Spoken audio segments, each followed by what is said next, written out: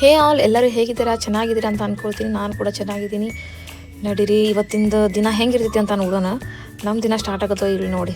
ನನ್ನ ಮಕ್ಳು ಎದ್ದ ತಕ್ಷಣ ಇವ್ನು ಟಿ ವಿ ನೋಡ್ತಾ ಇದ್ದಾನೆ, ಒಳಗೆ ಹಾಕಿ ಒಳಗರ ಕುತ್ಕೊಂಡು ನೋಡ್ತಾ ಇದ್ದಾಳೆ. ಅವಳು ಒಂದು ಕಡೆ ಕುತ್ಕೊಳ್ಳಂಗಿಲ್ಲ ನನ್ನ ಮಗಳು. ಅವ್ರ ಅಣ್ಣ ಎಲ್ಲಿರ್ತಾನೆ ಅಲ್ಲೇ ಬರ್ತಾಳೆ, ಕಾಡಿಸ್ತಾ ಇರ್ತಾಳೆ ಅವಳಿಗೆ. ನಾನು ಫಸ್ಟ್ ಮಾಡೋ ಕೆಲಸನ ಈ ಮಲ್ಕೊಂಡಿರೋ ಬೆಡ್ಶೀಟ್ನ ಮಡ್ಚಿಡೋದು. ಯಾಕಂದರೆ ನಮ್ಮ ಮನೆಯಲ್ಲಂತೂ ಬೆಡ್ಶೀಟ್ ಪೂರ ಬೆಡ್ ಮೇಲೆಲ್ಲ ತುಂಬಿರ್ತಾರೆ ಹುಡುಗರು.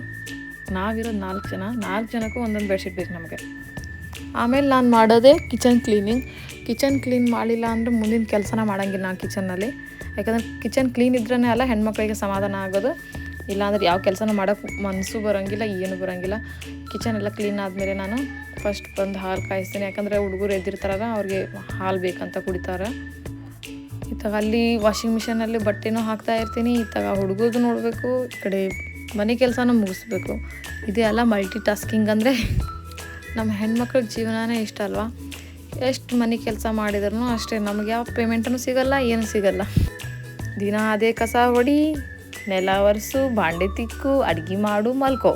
ಇದೇ ನಮ್ಮ ಜೀವನ ಅಲ್ವಾ. ಊಟ ಮಾಡಿ ಮಲ್ಕೊಂಡ ನಂತರ ಸಾಯಂಕಾಲ ಆಗೇ ಬಿಡ್ತೈತಿ. 4 ಗಂಟೆ ಅಂತೂ ಆಗೇ ಬಿಡ್ತೈತಲ್ಲ. ನಮ್ಮ ಮನೆಯವ್ರು ಡ್ಯೂಟಿಗೆ ಹೋಗೋ ಟೈಮು, ಅವರಿಗೆ ಟೀ ಬೇಕು.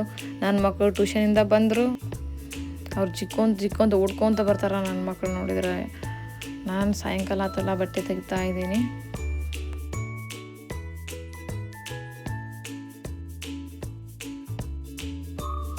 ಅವನದು ಸ್ಕೂಲ್ ಹೋಮ್ವರ್ಕ್ ಮತ್ತು ಇವಳದು ಟ್ಯೂಷನ್ ಹೋಮ್ವರ್ಕ್ ಇರ್ತಲ್ಲ, ಅದನ್ನ ಮುಗಿಸಿದ್ರಾತಂತ ಕೂತ್ಕೊಂಡೆ.